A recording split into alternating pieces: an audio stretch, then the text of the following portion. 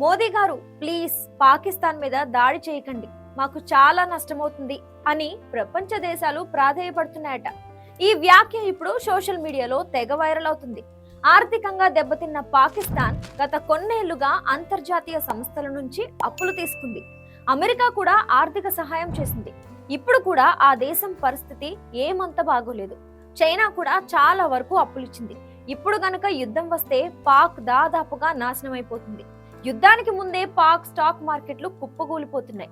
బ్యాంకుల్లో నగదు నిల్వలు కూడా నిండుకుంటున్నాయి. జనం ఏటీఎంల వద్ద క్యూ కడుతున్నారు. యుద్ధం గనక వస్తే మాత్రం ఆర్థికంగా ఇంకా చితికిపోవడం ఖాయమంటున్నారు.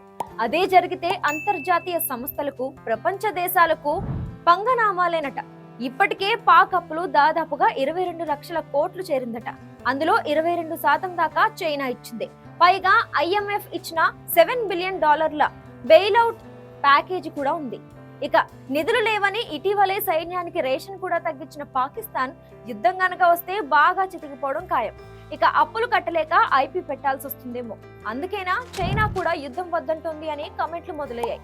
ఇతర దేశాలు కూడా తీవ్రవాదం అనే సమస్య కంటే తమ అప్పులు రావని భయపడుతున్నాయా అనే వ్యాఖ్యానాలు కూడా ఇప్పుడు వైరల్ అవుతున్నాయి. అందుకే మోడీజీ పాక్ పై యుద్ధం వద్దు, మా అప్పులు గోవిందైపోతాయి, కాస్త తగ్గండని రిక్వెస్ట్ చేస్తున్నాయంటూ నెటిజన్లు సెటైర్ వేస్తున్నారు.